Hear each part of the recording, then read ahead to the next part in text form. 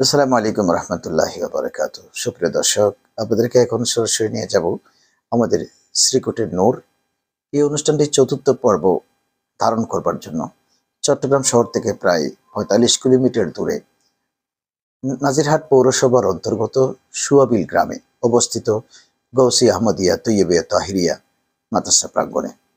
চলুন তাহলে আমরা চলে যাই সুদূর সেই সুয়াবিল ইউনিয়নে এক মনোরম পরিবেশে অবস্থিত আমাদের সাইন্সের শ্রীকুটের অন্যতম নিশানা যে সুয়াবিল গৌসিয়া আহমদিয়া তৈয়বিয়া তাহিরিয়া মাদ্রাসা দেখবার জন্য, এবং সেটার উপরে ডকুমেন্টারি দেখে নিশ্চয়ই আপনাদের ভালো লাগবে। চলুন তাহলে আমাদের সিসিটিভি দলের সাথেই আমরা যোগ দেই আমাদের সে অনুষ্ঠানে। সুপ্রিয় দর্শক শ্রোতা, আমরা চলে আসছি চট্টগ্রাম শহর থেকে প্রায় ৪৪ কিলোমিটার দূরে অত্যন্ত মনোরম এক সুন্দর পরিবেশে অবস্থিত ফটিকছড়ি উপজেলার সুয়াবিলে অবস্থিত গৌসিয়া আহমদিয়া তৈয়বিয়া সুন্নিয়া দাখিল মাদ্রাসায়। এই মাদ্রাসার ডকুমেন্টারি করবার জন্য আমরা আমাদের সিসিটিভি বিডি টিমকে নিয়ে সঙ্গে চলে এসেছি। আমরা আসবো শুনে মাদ্রাসার শিক্ষক মহোদয়রা একেবারে দীর্ঘক্ষণ অপেক্ষা করে বসে আছেন আমাদের সাথে যুক্ত হবার জন্য। ইনারাও আমাদের সঙ্গে আছেন। দাদা হুজুর কাবলা সৈয়দ আহমদ শাহ শ্রীকুটি রহমতুল্লাহ মিশন ছিল সাচ্চা আলম তৈয়ার করো দিন কো বাঁচাও। সেই সাচ্চা আলম তৈয়ার করবার জন্য পুরো বাংলাদেশে যে কতগুলো মাদ্রাসা প্রতিষ্ঠা হয়েছে, প্রায় ২০০-র অধিক মাদ্রাসা আঞ্জুমানে রহমানী আহমদিয়া সুন্নিয়া পরিচালনা করছেন তাদের তত্ত্বাবধানে, এবং স্থানীয় আমাদের সুন্নি ভাইদের তত্ত্বাবধানে সেই মাদ্রাসাগুলো পরিচালিত হয়ে আসছে। আজকে আপনাদেরকে দেখাবো যে আমাদের সেই সুয়াবিলে প্রতিষ্ঠিত গৌসি আহমদিয়া তৈয়বিয়া সুন্নিয়া দাখিল মাদ্রাসা। এই মাদ্রাসা দেখে মনোরম পরিবেশ আপনাদের নিশ্চয়ই ভালো লাগবে। কিন্তু মাদ্রাসার যে অসংখ্য চাহিদা, আমাদের মাদ্রাসার জন্য কী অবকাঠামো দরকার, মাদ্রাসা যে একটা আধুনিক মাদ্রাসা করবার জন্য আমাদের কি কি প্রয়োজন, সেটা আপনাদের সাথে নিশ্চয়ই মাদ্রাসার দেখে আপনারা বুঝতে পারবেন। এখন আমি আমাদের শিক্ষক মহোদয়দেরকে নিয়ে আমরা মাদ্রাসায় প্রবেশ করব, আপনারা নিশ্চয়ই আমাদের সঙ্গে থাকবেন। সুপ্রিয় শ্রোতাবিন্দু, আমরা এখন সরাসরি একেবারে গ্রাম্য এক সুন্দর পরিবেশ, মনে হচ্ছে আমার নিজের কাছেও আজকে অনেক ভালো লাগছে যে আমরা একটা জান্নাতি পরিবেশে প্রবেশ করতেছি। আসলে সৈয়দ আহমদ শাহ শ্রীকুটি রহমতুল্লাহ সেই নিশানাগুলো, গোসে পাকের নিশানাগুলো সারা বিশ্বময় উড়াবার জন্য, বিশেষ করে হুজুর সৈয়দ আহমদ শাহ শ্রীকুটি বাংলাদেশে এসে প্রথম খানেকা প্রতিষ্ঠা করেননি, উনি মাদ্রাসা প্রতিষ্ঠা করেছেন।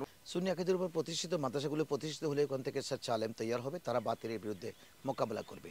হুজুর সৈয়দ আহমদ শাহ শ্রীকুটি রহমতুল্লাহ সেই মিশনকে জাগ্রত করবার জন্য 1954 সনে সে জামিয়া আহমদিয়া সুন্নি আলিয়া প্রতিষ্ঠা করেছিলেন। এরপর থেকে আস্তে আস্তে সেটার আদলে বাংলাদেশের প্রত্যন্ত অঞ্চলে বিভিন্ন মাদ্রাসা প্রতিষ্ঠা হয়ে আসছে। আজকে যেটি দেখাবার জন্য আপনাদেরকে নিয়ে এসেছি, আপনারা প্রথম সাইনবোর্ডটি দেখে নিন, সুয়াবিল গৌসি আহমদিয়া তৈয়বিয়া সুন্নিয়া দাখিল মাদ্রাসা।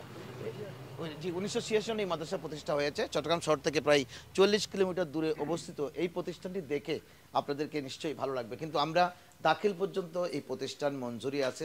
এই মাদ্রাসার তত্ত্বাবধানের জন্য রয়েছেন একজন দক্ষ সুপারিনটেন্ডেন্ট, ইনি হচ্ছেন মৌলানা নুরুল আফসার রেজভী। ওনার নেতৃত্বে 20 জন শিক্ষক কর্মচারী প্রতিনিয়ত এই মাদ্রাসায় প্রতিদিন একেবারে সুন্দর রুটিন মাফিক পাঠদান করে আসছেন। এই দাখিল পর্যন্ত মাদ্রাসাটিতে ছাত্রছাত্রী যারা লেখাপড়া করছেন তারা নিশ্চয়ই এখান থেকে লেখাপড়া করে দিনের ভিত্তিটা অর্জন করার সুযোগ পাচ্ছে। কিন্তু আমাদের যে চাহিদা, অর্থাৎ আমরা চাচ্ছিলাম যে দাদা হুজুর কেবলা কিন্তু একটা মাদ্রাসার নিছক মাদ্রাসা করবেন এমন চিন্তা ছাত্ররাই করেননি। ইনি করেছেন যে প্রতিটি এলাকায় এলাকায় জামিয়া আহমদিয়া সুন্নিয়ার আদলে সুন্নি প্রতিষ্ঠান গড়ে উঠবে, এবং ওই প্রতিষ্ঠানগুলো থেকে ভালো আলেম, ভালো ভিত্তি নিয়ে এক একজন মজবুত আলেম কোরআন হাদিসের উপরে যাদের গবেষণা থাকবে, যারা বাতিল ফেরকার মোকাবেলা করবে, প্রতিদিন দিন ধর্ম নিয়ে চিন্তা করবে এবং প্রতিদিনই দিনের নতুন নতুন নূর মানুষের কাছে বিতরণ করবে, এরকম চিন্তাধারা সম্পন্ন আলেম তৈরি করা। এরকম আলেম তৈরি করবার জন্য আমাদের যে অবকাঠামো, আমাদের যে সুযোগ সুবিধা, শিক্ষকদের যে বেতন ভাতা, এটার কিন্তু অপ্রতুল অবস্থা। এই অবস্থায় কিন্তু একটা মাদ্রাসা চলতে পারে না। যেমন আঞ্জুমানে রহমানী আহমদিয়া সুন্নিয়া কিছুটা হয়তো ডোনেশন দেন মান্থলি, এটা দিয়ে এমপিভুক্ত এবং নন এমপিও শিক্ষকদের বেতন দেওয়া, তাদেরকে যুগোপযোগী চাহিদা মেটানো, এসব কিছু কিন্তু হয়ে ওঠে না। আর মাদ্রাসা আমি ঘুরে ঘুরে দেখলাম যে এই মাদ্রাসাটাকে আধুনিক করতে হলে, যেমন সামনে যে দোতলা বিল্ডিংটা আপনারা দেখতে পাচ্ছেন, নিচে কিন্তু এখনও মোজাইক বা কোনো রকমের টাইলসের ব্যবস্থা হয়নি। এখানে এই টাইলস, মোজাইক, ক্লাসরুম সব কিছুকে আধুনিক করতে হলে আমাদের আরও লক্ষ লক্ষ টাকার বাজেট প্রয়োজন। যে বাংলাদেশে সর্ববৃহৎ উপজেলাগুলোর মধ্যে একটি উপজেলা, এটা হচ্ছে ফটিকছড়ি। এটা 774 বর্গ কিলোমিটার এলাকা জুড়ে কিন্তু এই উপজেলাটি জড়িত। অত্যন্ত দুর্গম পথ, বহু দূর দূরান্ত থেকে ছাত্রছাত্রীরা এখান থেকে শহরে গিয়ে একটি ভালো মাদ্রাসায় পড়বে, সেটা কিন্তু আমরা আশা করতে পারি না। এই কারণে অনেক ছাত্রছাত্রীরই লেখাপড়া না করে ওরা কিন্তু শিক্ষা জীবন থেকে ওদের জীবনটাকে ঝরে পড়ে এবং শিক্ষার আলো দেখে না। তোর জন্য আমরা চাচ্ছিলাম যে এলাকা ভিত্তিক যদি সুন্দর মাদ্রাসা গড়ে উঠে, এখানে এই দাখিল পর্যন্ত মাদ্রাসা আছে, এই মাদ্রাসাটাকে আমরা আলেমে উন্নীত করতে চাই। অর্থাৎ একটা ছেলে ইন্টারমিডিয়েট পর্যন্ত এখান থেকে নিতে পারবেন। ইন্টারমিডিয়েট করবার পরে আপনি আপনার ছেলেটাকে ইউনিভার্সিটিতে বা অন্য কোনো বড় মাদ্রাসায় বা বিদেশে মিশর আল আজহার ইউনিভার্সিটি বা মালয়েশিয়ার ইউনিভার্সিটিগুলোতে আপনি পড়াতে পারবেন। কিন্তু আমরা চাচ্ছিলাম শুধু বৃত্তিটা দিতে। এই বৃত্তি দেওয়ার জন্য অবকাঠামো এবং মাদ্রাসার সার্বিক সহযোগিতার জন্য আপনাদের সহযোগিতা প্রয়োজন। যারা প্রবাসে আছেন, বিশেষ করে ফটিকছড়ির এই 774 বর্গ কিলোমিটারের একটি উপজেলার মধ্যে আমি দেখেছি, কিন্তু দুবাইতে আমি যখন বেড়াতে গিয়েছিলাম তখন হাজার হাজার প্রবাসী আমি এই ফটিকছড়ি উপজেলা দেখতে পেয়েছিলাম। আপনারা আমাদেরকে বলেছেন, প্রবাসের ভাইগুলো বলেছেন, হুজুর দেশে তো আমরা কারো উপরে হয়তো আস্থা রাখতে পারি না, আমরা আমাদের টাকা পয়সা কোথায় দেব? এই মাদ্রাসায় হাফিজিয়া মাদ্রাসা আছে, এই মাদ্রাসায় এতিমখানা আছে। আপনাদের জাকাত ফিতরা এগুলো কিন্তু সরাসরি মাদ্রাসার সুপারের সাথে যোগাযোগ করে, আপনি কারো হাতে কোনো ক্যাশ টাকা পয়সা দেওয়ার প্রয়োজন নেই। আপনি মাদ্রাসায় একটু ভিজিট করতে আসবেন, আপনারা 3 মাসের জন্য যখন বেড়াতে আসেন। বিশেষ করে আমি প্রবাসী ফটিকছড়ির ভাইগুলোকে বলছি যারা আমাকে দেখতে পাচ্ছেন, আপনারা নিশ্চয়ই আমাকে চিনে ফেলেছেন। আমি তো 15 দিনে পুরো দুবাইতে চষে বেরিয়েছিলাম, আপনারা অনেক মহব্বত করেছেন আমাকে। কিন্তু সেখানে আপনাদের আবদার থাকবে যে আপনারা যখন বাড়িতে আসবেন, যেমন আপনার বাড়ি নানুপুর, আপনার বাড়ি খিরাম, আপনার বাড়ি হয়তো সুন্দরপুরে, আপনি একটিবার ঘুরে আমাদের এই সুয়াবিলে প্রতিষ্ঠিত গৌসিয়া মাদ্রাসাটি একটু দেখে যাবেন। মাদ্রাসাটি দেখতে আসলে আমাদের সুফার মহোদয় নুরুল আফসার রিজভী সাহেব আপনাকে নিশ্চয়ই এন্টারটেনমেন্ট করবেন।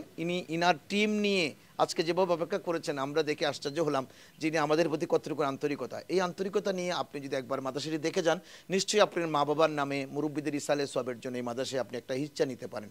যেমন ইতিমধ্যে আমি দেখেছি, আমি অনেক প্রতিষ্ঠানে এতিমখানায় ছাত্রদের জন্য আমি গরম পানি, গরম এই যে গিজারের ব্যবস্থা করে দিয়েছি। আমি এতিমখানায় একটা ফান্ড গ্রান্ট করেছি, কয়েকটা প্রতিষ্ঠানে এরকম আমি নিজের থেকে নিজ উদ্যোগে আমার আপনজনদেরকে বলে আমি ব্যবস্থা করে দিয়েছি। আপনারা চাইলে এরকম, যেমন আমাদের হাফেজিয়া মাদ্রাসায় যদি গিজার থাকে, গরম পানি থাকে, যদি আমরা এসি লাগাতে পারি, তাহলে এখানে কোরআন শরীফ শিখবার জন্য ছাত্রছাত্রী ভর্তি করাবার জন্য মানুষ আর কোনো রকমের চিন্তা থাকবে না। এরা সুন্দর একটা পরিবেশে আমাদের মাদ্রাসা প্রতিষ্ঠা এবং এই প্রতিষ্ঠান সুন্দর করে চালাতে পারবে। মাদ্রাসায় বিশাল মাঠ আছে, খেলাধুলার ব্যবস্থা আছে। আমরা আরও অবকাঠামো, বিশেষ করে এখানে বিজ্ঞান বিভাগ খোলার জন্য আমি অনুরোধ করব। ইন্টার পর্যন্ত মাদ্রাসা যখন হবে, বিজ্ঞান বিভাগ খুললে আপনি আলেম পর্যন্ত আপনার ছেলে মেয়েকে আমাকে দেন, আমি জবরদস্ত মুহাদ্দিস মুফতি বানাবার কথা বলবো না। এরপরে আপনার ছেলে সায়েন্স পড়ে ডাক্তার ইঞ্জিনিয়ার হবে, কিন্তু তার ভিত্তি তো নামাজের উপর হয়ে যাবে। ওই ছেলে কখনো আর নামাজ ছাড়বে না, আকিদা ছাড়বে না, সুন্নি আহলে সুন্নাহ ওয়াল জামাতের আকিদের উপর থাকবে। আমাদের মিশনারি কিন্তু সেটাই। আমরা এখন মাদ্রাসার দক্ষিণ পাশে একটা মসজিদ আছে, মসজিদটাও আপনাদেরকে দেখাবো। পাশাপাশি তার দক্ষিণে লাগোয়া দেখলাম যে আমার কোমলমতি ছাত্ররা কোরআন শরীফ পড়ছেন 24 ঘন্টা। এই পরিবেশ দেখে নিশ্চয়ই আপনার ভালো লাগবে।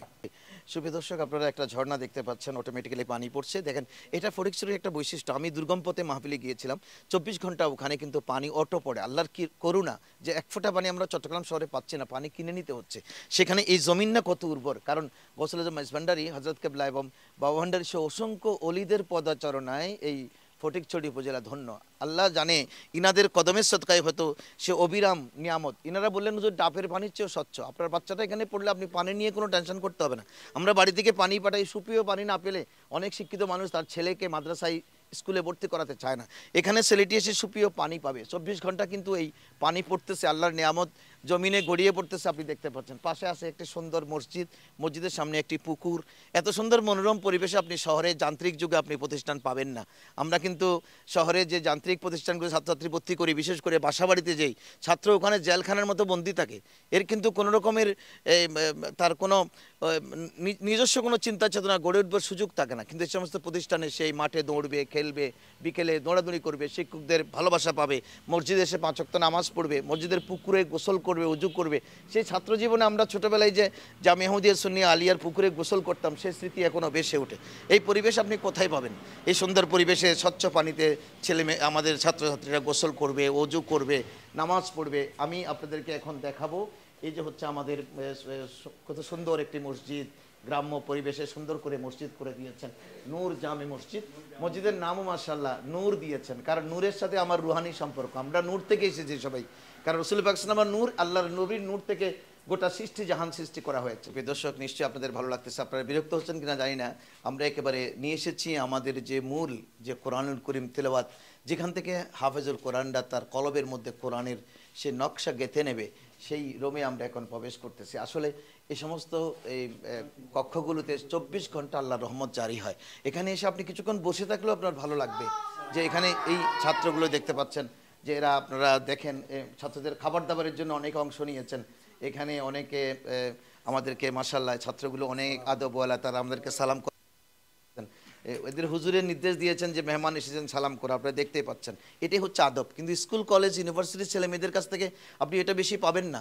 আমি আজকে আস্তে আস্তে বলে আসছিলাম যে আমরা কলেজের ছেলেগুলো পড়াই, কিন্তু 2-4 বছর পরে আমাদেরকে ভুলে যাই। কিন্তু মাদ্রাসাতে ছাত্ররা 40 বছর পরে আমাদের ওস্তাদের সাথে দেখা হলে আমরা যখন কদম ছুঁয়ে সালাম করি, তখন এনাদের মনটা এত বড় হয়ে যায়। তারা আমাদের জন্য দোয়া করে। এই আধ্যাত্মিক সম্পর্ক কবরে হাসরও থাকবে একজন ওস্তাদের সাথে। আজকে দেখতে পাচ্ছেন এখানে আমাদের যারা আছেন, এই মাদ্রাসায় ফ্রিজ আছে। ফ্রিজ আপনারা যদি আপনাদের মান্য দান গরু ছাগল আমরা অনেক সময় করি কি মিস ইউজ করি, কোথায় দেবো সেটা জানি না, আমরা নিয়ে একখানে দিলাম, এটা অনেক সময় জবেও হয় না। কিন্তু এই মাদ্রাসায় ফ্রিজ রেখেছেন, আপনি যদি একটা গরু দেন, এটা হয়তো 20 কেজি আজকে পাক করলেন আর 40 কেজি ফ্রিজে রেখে দেবেন, 1 সপ্তাহ পর পর এনারা পাক করে খাওয়াবেন। এখানে চাল ডাল আপনার এই যে আমাদের জন্য চালের বস্তা, এগুলো কিন্তু মানুষ এনে নিজের মা বাবার ইসালে সবের জন্য, নিজের ব্যবসা বাণিজ্যের উন্নতির জন্য, প্রবাসী ভাইদের নিরাপত্তার জন্য এখানে কিন্তু দান করে যাচ্ছেন। আপনারা দেখতে পাচ্ছেন আমাদের হুজুর কাবলা মহোদয় তৈব হুজুর কাবলা এবং তাহির হুজুর কাবলার ছবিও এখানে শোভা পাচ্ছে মাশাআল্লাহ। আমরা র্যাকের মধ্যে দেখেন এখানে কোরআন শরীফ, ছাত্ররা যেটা পড়বেন বা আরও ছাত্র ভর্তি হলে পড়ার সুযোগ পাবেন। আমাদের যা ছাত্র আছে তার জন্য একজন হাফেজ সাহেব আমাদেরকে তালিম দিচ্ছেন, কিন্তু একজন হাফেজ সাহেব দিয়ে 20-এর অধিক ছাত্র পড়ানো কঠিন হয়ে যায়। কিন্তু ছাত্র সংখ্যা যদি আমরা বাড়াতে যাই, যেমন আমরা 40 জন নিলাম, 2 জন হাফেজ দিতে হবে। এই 2 জন হাফেজের জন্য কিন্তু আমাদের যে বেতন ভাতা, এই সুযোগ সুবিধা কিন্তু আমরা একটা সীমিত পরিসরে আছি। আপনারা যদি হিচ্ছা নেন, প্রবাসী ভাইগুলো যদি হিচ্ছা নেন, আপনারা চাইলে 10 জনে মিলে আমাদের এই হাফিজে মাদ্রাসাটা এসি করে দিতে পারেন, গিজারের ব্যবস্থা করতে পারেন, নিচে ফ্লোরটা টাইলস করতে পারেন, কার্পেটিং ব্যবস্থা করতে পারেন। দেখেন এই ছাত্রগুলো এরা কিন্তু মা বাবাকে ছেড়ে এসেছে। এই সময়ে কিন্তু আপনার ছেলেটা আপনি দেবেন না, আমার ছেলেটা আমি দেবো না, মায়ের কোলে থাকে, ল্যাপ তোষকের মধ্যে ঘুমায়, কিন্তু এরা কোরআনের পাখি সাজবার জন্য, কোরআন পড়বার জন্য চলে এসেছেন। মা বাবাকে ত্যাগ করে এসে 24 ঘন্টা তাদের সামনে কোরআন শরীফ। এর চেয়ে সুন্দর মনোরম পরিবেশ আপনি পৃথিবীতে কোথায় পাবেন? আমার তো মনে হচ্ছে পৃথিবীতে মাশাআল্লাহ এটা পৃথিবীতে একটা জান্নাতের নমুনা। আর যাদের এই কোরআন শরীফ যারা পড়াবেন, যারা হেচ্ছা নেবেন, তাদের মা বাবার কবরে প্রতিনিয়তই কিন্তু সাদকায়ে জারিয়া হিসেবে একটা নূর প্রবাহমান থাকবে। মাশাআল্লাহ আমাদের হাফেজ সাহেব আমাদেরকে তথ্য দিলেন যে এই মাদ্রাসা থেকে এবার এই 3 জন হাফেজ কোরআন শরীফ হাফজ সম্পন্ন করে দস্তারে ফজিলত নেবেন। কারণ এরা রেডি হচ্ছে, এরা নিয়েছেন এবং আগামী বছরও নেবেন। এরা দাউরটা করা কত বিশাল ব্যাপার, যে যখন হেফজ করলে হবে না, হেফজ করার পরে এক বৈঠকে তারা কোরআন শরীফের 30 পারা ওস্তাদ দিকে সকাল থেকে সন্ধ্যার মধ্যে শোনাতে হবে। এই গড় করে যে একটা নকশা কোরআন শরীফের, এটা কম্পিউটারকেও ফেল মারবে। কম্পিউটারের ত্রুটি আছে কিন্তু হাফেজ সাহেবদের কলমের মধ্যে কোনো ত্রুটি নেই। কম্পিউটারের সফটওয়্যার কিন্তু হ্যাং হয়, হাফেজদের কোরআন শরীফের সেই সফটওয়্যার কখনো হ্যাং করে না। কেন? এটা আল্লাহ এবং রসুলের নূর থেকে সিনা রসুলুল্লাহর সিনাই পাক থেকে সাহাবায়ে কেরামের মাধ্যমে, আউলিয়া কেরামের মাধ্যমে, সিনা উস্তাদে গ্রামের মাধ্যমে ছাত্রদের কলমে যাচ্ছে, ডাইরেক্ট তারবিহীন একটা নূরের ঝলক। এজন্য এই ঝলক যারা দুনিয়াতে জিন্দা রাখবেন, দেখেন কোরআন শরীফ চর্চা এখন কমে যাচ্ছে। আপনি আপনার বাড়িতে দেখেন, আমি আমার বাড়িতে দেখি কোরআন শরীফটা মাসাঙে আছে, কেউ তেলাওয়াত করবার নাই। মেয়েদেরকে পড়িয়েছিলাম অনেক আগে, এখন তারা ব্যস্ত। কিন্তু আমার এই ছেলেগুলো কোনোদিন কোরআন পড়া ছাড়বে না, যতদিন পৃথিবীতে থাকবে। সকালবেলা ঘুম থেকে উঠে ফজরের নামাজ পড়ে 1 পারা কোরআন শরীফ তারা পড়বেই, এবং 24 ঘন্টা কোরআন পড়া, কোরআন চর্চা করা, কোরআন সিনা রাখা তাদের কাজ। এই কাজটি যারা, এরা আবার অসংখ্য ছাত্র পড়াবেন, পরবর্তীতে অসংখ্য ছাত্রকে পড়িয়ে তারা হাফেজ বানাবেন। হাফেজ বানাবার যে এই সিলসিলা কিয়ামত পর্যন্ত জারি থাকবে, কোরআন শরীফ পাঠের সিলসিলা জারি থাকবে, এটা কিন্তু মাদ্রাসা। আজকে যদি গৌসিয়া আহমদিয়া তৈয়বিয়া মাদ্রাসাটি না হতো, এখানে হাফেজিয়া মাদ্রাসা হতো না। তাহলে হাফিজিয়া মাদ্রাসা থেকে ভিত্তি করে ওরা পড়ে আবার ইফতেদায়ী মাদ্রাসা যাবে, ওখান থেকে দাখিল পর্যন্ত পড়বে, আলিম পর্যন্ত পড়বে, তারপর উচ্চশিক্ষার জন্য অন্যত্র যাবে। আমরা এটাকে কামেল করতে এরকম বলছি না, কিন্তু আমি চাই এই মাদ্রাসাটা আলিম পর্যন্ত, ইন্টারমিডিয়েট পর্যন্ত হোক, এরপর উচ্চশিক্ষার জন্য আপনার ছেলে যেদিক সে চলে যাবে। সবচেয়ে বেশি সুফার মহোদয় আমাকে বললেন বর্তমানে যেটা দরকার সেটা হচ্ছে একটা বিল্ডিং। আসলে আমার এই প্রবাসী ভাইগুলো বা দেশে এমন বিত্তশালী লোক আছে, মনে করেন যে আমি আপনার কাছে না গেলে আপনি দেবেন না, কিন্তু আপনি তো আজকের এই ডকুমেন্টারি শুনে আপনি একটু দেখে যান, এখানে প্রচুর জায়গা আছে। আপনি চাইলে আপনার মা বাবার জন্য, আপনার নিজের জন্য আপনি একটি বিল্ডিং আমাদেরকে করে দিতে পারেন। আমি 5 তলা করতে হবে বলছি না, আপনি এক ভিত্তি দিয়ে 1 তলা করে দেন, ইনশাল্লাহ আমরা আস্তে আস্তে 2 তলা 3 তলা আমরা এগিয়ে নিয়ে যাব।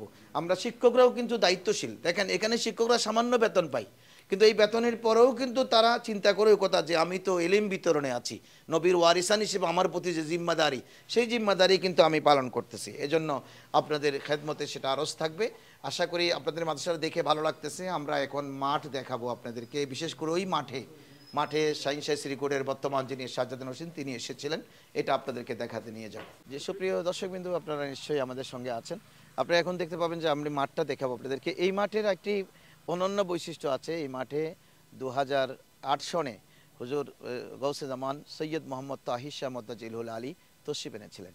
আসলে আপনারা জানেন, হজরত যেখানে কদম রাখে সেখানে আস্তে আস্তে ফুলে ফলে সুশোভিত হয়ে যায়। এই মাদ্রাসাটি একদিন যে জিন্দা হবে এবং জিন্দা কিয়ামতের জন্য থাকবে, সেটা সবচেয়ে বড় নিদর্শন হচ্ছে হজরতের কদম পড়া। আমরা দেখেছি হজরত যেখানে কদম রেখেছেন, হজরত যেখানে একবার গিয়েছেন, সেখানে কিন্তু লোকে লোকারণ্য হয়ে যায়। চতুর্দিক থেকে পঙ্গপালের মতো হাজার হাজার মানুষ এসে এই মাঠে সেদিন একত্রিত হয়েছিলেন। নারে তকবীর, নারে রিসালতের ধ্বনি দিয়েছিলেন, শাহিন শাহ শ্রীকুট জিন্দাবাদ বলেছিলেন। কিন্তু হজরতের সেই দোয়া আমাদেরকে জিন্দা করতে হবে। উনি যে কদম রেখেছেন যেই মাঠে, এই মাঠটি সাজানো, এই মাঠের চতুর্পাশে অবকাঠামো সাজানো আমাদের গৌসিয়া কমিটি এবং সুন্নি ভাইদের দায়িত্ব। আমি বিশেষ করে সোয়াবিল ইউনিয়নের ভাইদের প্রতি অনুরোধ জানাবো যে আপনারা আপনাদের নিজের ঘরের প্রতিষ্ঠানটি যদি চর্চা না করেন, আল্লাহর কাছে কিন্তু আমাদের সবাইকে জবাবদিহি করতে হবে।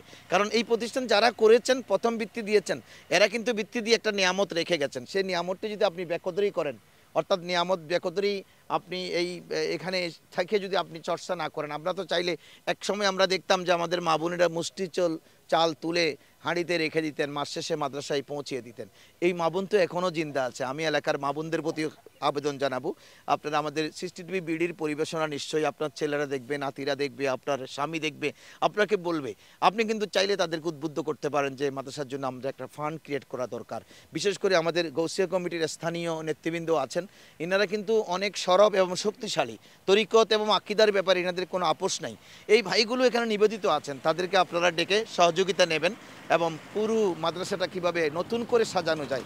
আমি আশা করব যে আমি এই ভিডিও করবার পরে দেখেন আমি নিজ দায়িত্বে এসেছি, আমাকে কেউ আনে নাই। এখানে আমার টাকা পয়সা পকেট থেকে খরচা করে আমি এসেছি শুধুমাত্র দিনের স্বার্থে, যে আমার হুজুর কাবলার নিশানাগুলো যেন আমরা মানুষের কাছে তুলে ধরতে পারি। কিন্তু আমি চাইবো 5 বছর পরে এসে এই মাদ্রাসার অবকাঠামো যদি পরিবর্তন আসে, আমারও ভালো লাগবে। আমি আপনাদের সহযোগিতা চাইব। সকলের সহযোগিতা নিয়ে আমরা এই সুন্দর একটি মাদ্রাসা সুয়াবিলে গৌসি আহমদিয়া তৈয়বিয়া সুন্নিয়া দাখিল মাদ্রাসাকে আমরা ঢেলে সাজাবো এবং সেটাকে আলিম ক্লাসে উন্নীত করব। দক্ষ শিক্ষক মণ্ডলীর মাধ্যমে আমরা নাহব সরব, যেগুলো আমাদের নিত্যদিনের আরবি গ্রামেটিক্যাল বিষয়, যেগুলো না জানলে একজন আলেম কোরআন হাদিসের ইবারত পড়তে পারবে না, এগুলো আমরা সুশিক্ষা দিয়ে একজন আলেমকে আমরা সত্যিকারের আলেম বানাবো। এবারে আমরা এই গৌসিয়া কমিটি বাংলাদেশ সুয়াবিল ইউনিয়ন শাখার সম্মানিত সভাপতি আমাদের অত্যন্ত প্রিয় ভাজন এবং বিশিষ্ট আলেমে দিন আল্লামা আমাদের আব্দুল লতিফ চাটগামির সাথে কথা বলবো। ইনি এলাকায় কিভাবে ফিল করেন এই মাদ্রাসার ব্যাপারে, ইনাদের দায়বদ্ধতা কতটুকুন এবং ইনারা যুক্ত আছেন কিনা আপনাদেরকে বলবেন। কারণ এলাকাবাসী যুক্ত না থাকলে আপনি দূর থেকে এসে কিছু করতে পারবেন না। তো ইনি কি চিন্তা করেছেন আমরা ওনার কাছ থেকে এখন জানতে চাইব। জি মোহতরম, আপনি তো স্থানীয় মানুষ এবং একজন প্রতিযশা আলেম, দিন ইসলামের জন্য প্রতিনিয়তই খেদমত করে যাচ্ছেন, গৌসিয়া কমিটি সুয়াবিল ইউনিয়ন শাখার সভাপতির দায়িত্ব পালন করছেন। এই মাদ্রাসাটার প্রতি আপনার চিন্তাধারা কি, বা এলাকাবাসী কিভাবে চিন্তা করছেন মাদ্রাসাটা সাজাবার জন্য? আপনি আরও নতুন কোনো পরিকল্পনা আপনার আছে কিনা? আসসালামু আলাইকুম ওয়া রাহমাতুল্লাহি ওয়া বারাকাতুহু। আমি সর্বপ্রথম গৌসিয়া কমিটি সুয়াবিল ইউনিয়ন শাখার পক্ষ থেকে ধন্যবাদ মোবারক জানাচ্ছি এই সৃষ্টি শিবির সম্মানিত পরিচালক মুজাহিদে মিল্লাত হুজুর আল্লামা ডক্টর আনোয়ার হোসেন কাদেরী মাদ্দাজিলহুল আলী সহ ওনার টিমকে, এবং সাথে এই তৈবা মাদ্রাসার যে শিক্ষক মণ্ডলী আছেন ওনাদেরকেও ধন্যবাদ মোবারক জানাচ্ছি। ওনারা যে আজকে আমাদের এখানে এসে আমাদের মাদ্রাসার প্রতিবেদনের জন্য তৈরি করতেছেন, ধন্যবাদ মোবারক জানাচ্ছি গৌসিয়া কমিটির পক্ষ থেকে। এই সুয়াবিল তৈবা মাদ্রাসাটা প্রতিষ্ঠাতা করেছিলেন এই অত্তর এলাকার কৃতি সন্তান বিশিষ্ট ব্যবসায়ী জনাব আলহাজ ইসমাইল আল কাদেরী। ওনার সহপাঠীদের নিয়ে ওই যুগের যারা বৃদ্ধ এখনও রয়ে গেছেন, তারা এখনও আছেন। উনি অসুস্থ অবস্থায়, সবার কৃতজ্ঞতা জানাচ্ছি। এখন ওনারা বৃদ্ধ হয়ে গেছেন। গৌসিয়া কমিটি বাংলাদেশ সুয়াবিল ইউনিয়ন শাখা এটা নিয়ে একটু এখন চিন্তা ভাবনা করতেছে ভবিষ্যতে এই মাদ্রাসা নিয়ে কী পরিকল্পনা করে যায়। আমরা 2008 সালে 2 এপ্রিল হুজুর কাবলার তশরিফ আওয়ানির মাধ্যমে গৌসে কমিটি বাংলাদেশ এটাকে পরিপূর্ণভাবে হাতে নিয়েছে। এখন পরিকল্পনা আছে, আমরা একটা এই বিশাল এই প্রতিষ্ঠানকে হুজুর কেবলা ওই দিন দোয়া করে গেছিলেন, এখনও সবার কাছে মনে আছে, নিশ্চয়ই ভিডিওতে দেখলে দেখা যাবে। হুজুর কেবলা দোয়া করেছিলেন এই মাদ্রাসায় একদিন কামিল শ্রেণীতে উন্নতি হবে। এখন ভিডিওতে দেখলে এই হুজুর কেবলার শব্দগুলো এখন আছে। হ্যাঁ, এখানে একটা কথা আছে, পরিকল্পনা।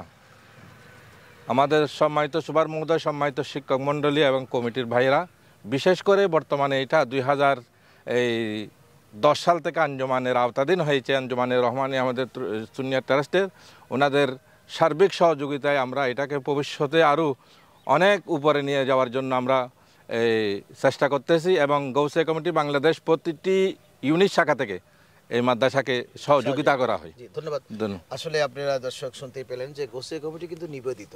গৌসে জামান হুজুর তৈয়ব শাহ হুজুর কেবলা এই কমিটি করেছেন। গৌসে পাকের যারা গোলামরা আছেন তাদেরকে একতাবদ্ধ হয়ে এই মাদ্রাসা খানেকা গৌসিয়া কমিটি তথা মানবতার খেদমত করবার জন্য আপনারা দেখতে পাচ্ছেন যেখানেই মানবতা আছে সেখানে কিন্তু মানবিক কাজগুলো করবার জন্য এনারা ঝাঁপিয়ে পড়তেছেন। মানুষের দাফন কাফন, গোসল, জানাজা, মাদ্রাসা, রোগীর সেবা, অক্সিজেন সেবা সব দিয়ে যাচ্ছেন। আমাদের আব্দুল লতিফ চাটগামী সাহেব তো আপনাদেরকে অভয় দিলেন যে ইনারা যুক্ত আছেন। সুতরাং এখানে একটি টাকা পয়সা এদিক ওদিক হবার কোনো সুযোগ নেই। আমরা দেখেছি অনেক মাদ্রাসা প্রতিষ্ঠা হয়, ব্যক্তি বিশেষ প্রতিষ্ঠা করে, উনি কোনো হিসাব নিকাশ কোনো কিছুর ধার ধারে না, উনি নিজে বা নিজের উন্নয়ন মাদ্রাসা চেয়ে বেশি করে। কিন্তু এ সমস্ত মাদ্রাসা যেহেতু একটি কমিটি দায়বদ্ধতা আছে, আঞ্জুমান যুক্ত আছেন, লোকাল কমিটি আছেন, গৌসে কমিটি আছেন, এখানের আপনার প্রতিটি দানের পয়সা যথার্থভাবে খরচা হবে, তাতে কোনো সন্দেহ নেই। আমি আপনাদেরকে আমন্ত্রণ জানাবো এই মাদ্রাসার দিকে একটু নজর দেবেন। মাদ্রাসাটা কিভাবে আমরা নতুন করে নতুন আঙ্গিকে সাজাতে পারি, দিন এই মার্কাজটাকে কিভাবে ধীরে ধীরে আমরা, হুজুর কেবলা বলেছেন কামিল হবে, অলি কা জমা খুদা কা কুদরত কা কলম হতা হয়, যে হজরতের যখন বলেছেন কলম মেরে ফেলেছেন, ইনি কিন্তু একদিন না একদিন হয়তো আমরা দেখে যাব না, আমরা চাই আমরা দেখে যেতে, যে এটা উত্তর চট্টগ্রামে ফটিকছড়ি 774 বর্গ কিলোমিটারের এখানে কিন্তু একটা কামেল মাদ্রাসা, সুন্নি মজবুত কামেল মাদ্রাসা দরকার আছে। এবং এই মাদ্রাসাটাই আমরা সুদূর একেবারে পাহাড়ি পথ থেকে এসে ছাত্রছাত্রীরা এখানে পড়তে পারবেন। খাগড়াছড়ি বিশেষ করে আমাদের যে পার্বত্য জেলাগুলো ওখান থেকে ছাত্রছাত্রী এখানে পড়তে পারবে। আপনাদের সহযোগিতা কামনা করব। আমাদের বিল্ডিং এর অভাবের জন্য আমরা একটা হোস্টেল করতে পারতেছি না, বাইরের ছাত্রদেরকে আমরা জায়গা দিতে পারতেছি না। এখানে একেবারে জনাকীর্ণ একটি একতলা বিল্ডিং, এটা অনেক আগে করা, নিশ্চয়ই এখানে বর্ষাকালে পানি উঠে বৃষ্টি হলেই কিন্তু পানি উঠবে, নিচে ক্লাস আমাদের অসুবিধা হবে। এই বিল্ডিংটা ভেঙে নতুন করে এটাকে 6 তলার ফাউন্ডেশন দিয়ে বা 10 তলার ফাউন্ডেশন দিয়ে একটা বিল্ডিং দাঁড়া করানো দরকার। এখানে সব ছাত্র হচ্ছে স্থানীয়, আমরা বাইরের ছাত্র রাখতে পারতেছি না বলে আমরা হোস্টেলের কারণে, আমরা বিল্ডিংও নেই ক্লাসের কারণে এবং হোস্টেল দিতে পারতেছি না। আমরা আবাসিক হোস্টেল করা বেশি জরুরি, কারণ দূর থেকে খাগড়াছড়ি থেকে একটা ছাত্র, মাটিরাঙ্গা থেকে একটা ছাত্র ভর্তি হলো, রামগড় থেকে ভর্তি হলো, তাই সে প্রতিদিন চলে যেতে পারবে না, হোস্টেলে থাকতে হবে। আমি যদি তাকে হোস্টেল দিতে না পারি, মানসম্পন্ন খাবার দিতে না পারি, মানসম্পন্ন বিছানা দিতে না পারি, সে কীভাবে দিয়ে নিলাম অর্জন করবে? এজন্য আপনাদের সহযোগিতা দরকার। আমরা একটা আধুনিক হোস্টেল করতে চাই, আধুনিক ইউনিভার্সিটি মানের যে হোস্টেল, ওরকম হোস্টেল দিয়ে আমরা আমাদের ছাত্রদেরকে রেখে তাদেরকে জ্ঞান চর্চার সুযোগ দেব এবং তারা ইসলামের সে আলো আস্তে আস্তে ময়দানে ছড়িয়ে দেবে। রসুল পাক সাল্লাল্লাহু আলাইহি কোরআন হাদিসের খেদমত উলামায়ে কেরামের মাধ্যমে চলতে থাকবে। আপনাদের সহযোগিতা কামনা করে আজকে আমি বিদায় নেব। সর্বশেষ আমরা কথা বলবো মাদ্রাসার অফিস কক্ষে মাদ্রাসার সুফার মহোদয় যিনি আমাদের সাথে আছেন, নুরুল আফসার রেজভী মহোদয়ের সাথে। তারপরে আমরা দোয়া মোনাজাতের মাধ্যমে আমাদের সেই ডকুমেন্টারি রেকর্ডিং পর্ব আমরা শেষ করব।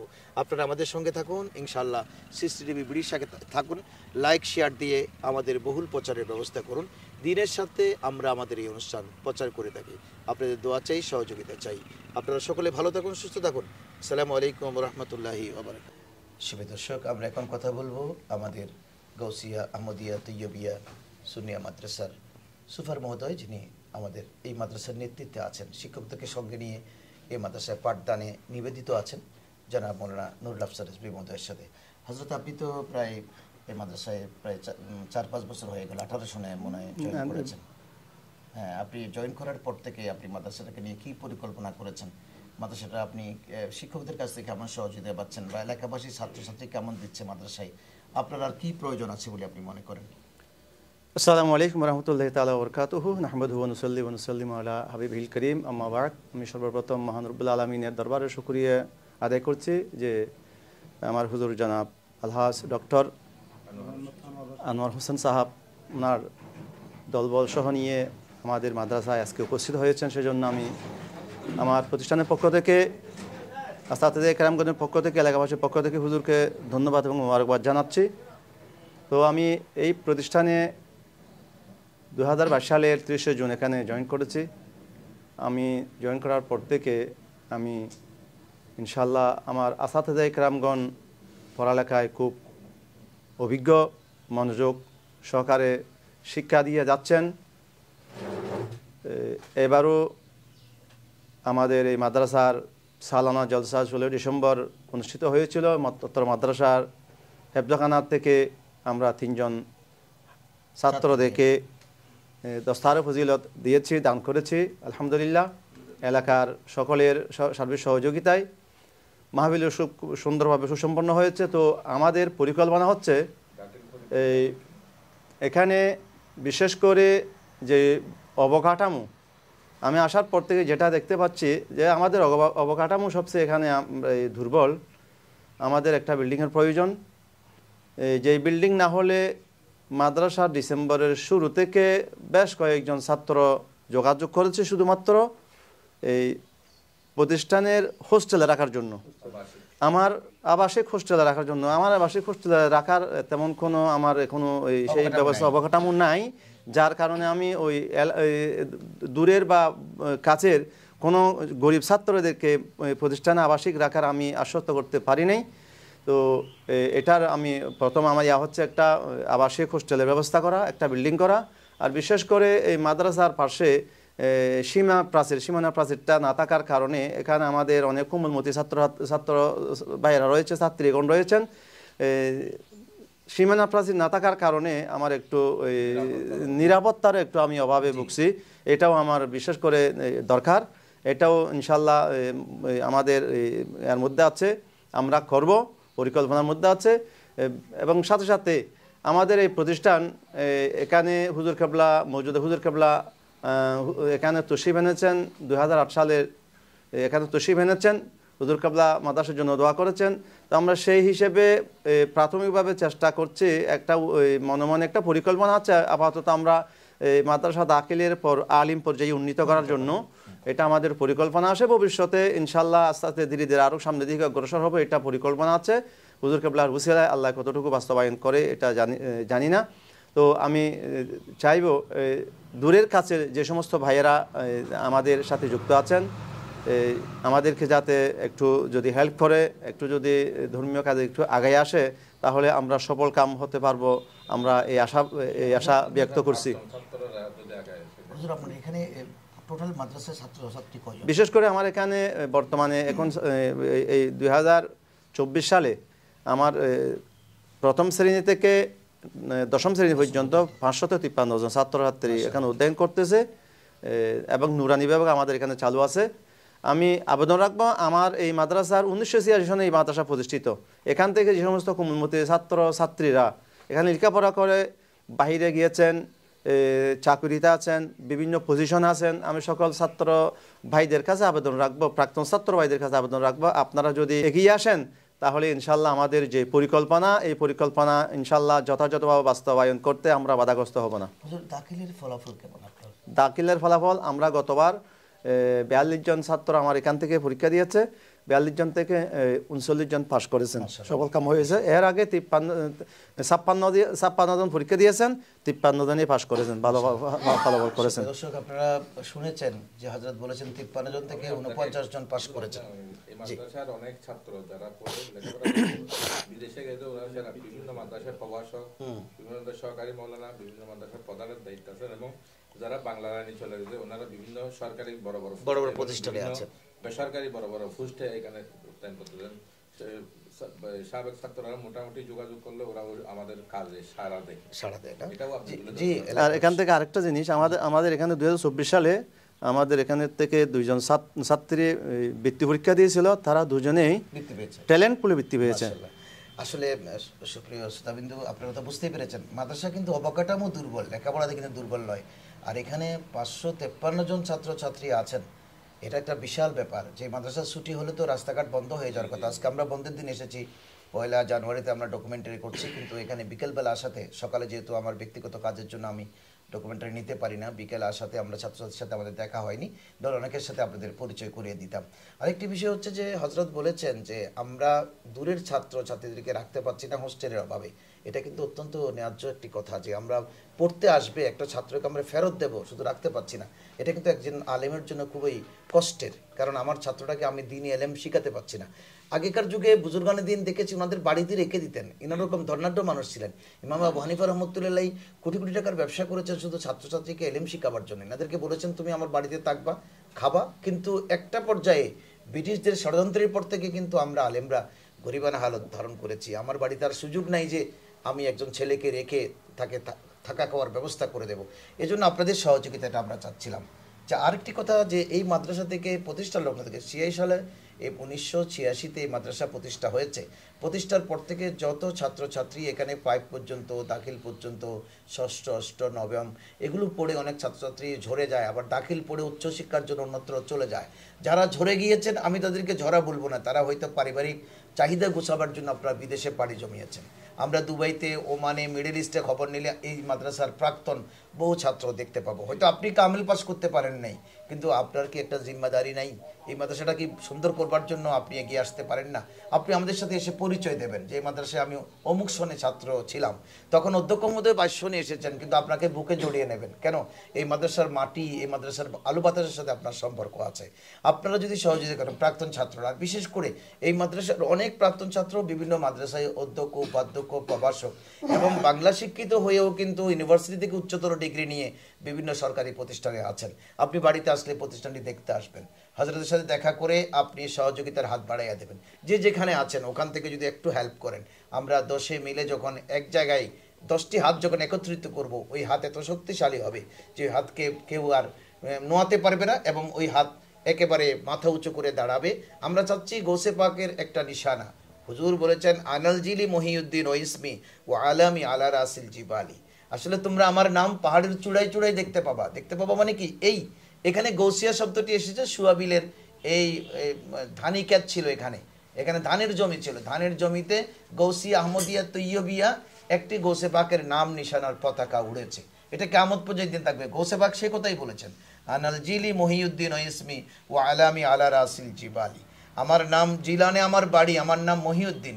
তোমরা পাহাড়ের চূড়ায় চূড়ায়, পাহাড়ের চূড়ায় চূড়ায় মানে কখনো ফটিকছড়ি, কখনো রাঙ্গুনিয়া, কখনো রাঙ্গামাটি, কখনো ঢাকা কাদরিয়া, কখনো ষোলশর জামি আহমদিয়া, কখনো পাকিস্তান দরবার শরীফে, হজরতের দরবার শরীফে তৈবুল উলুম, জামিয়া তৈবুল উলুম, এই মাদ্রাসাগুলো থেকে একটি পতাকা উঠছে। সেই পতাকাটা হচ্ছে গৌসে পাকের পতাকা।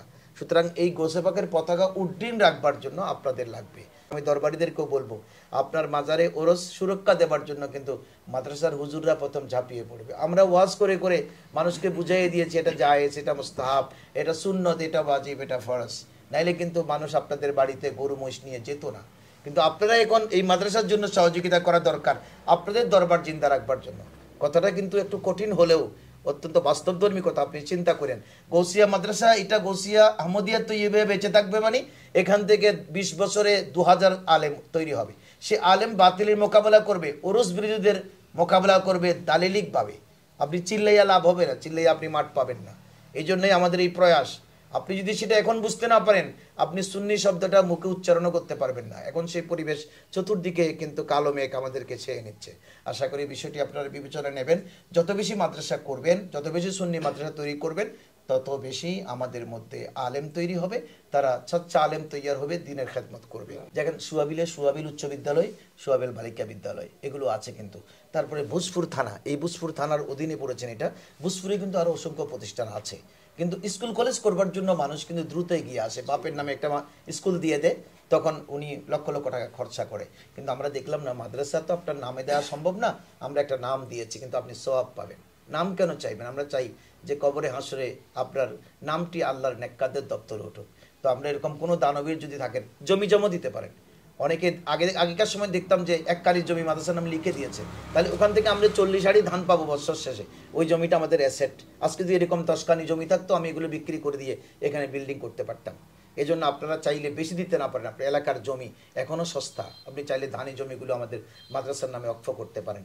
আমরা আস্তে আস্তে আস্তে আস্তে ওই মাদ্রাসাগুলো, ওখান থেকে ইনকাম আসবে বৎসরে, আমাদের মাদ্রাসা সুন্দরভাবে চলবে এবং ওই ধানের চাল দিয়ে আমরা হোস্টেলে ছাত্রদেরকে খাওয়াবো।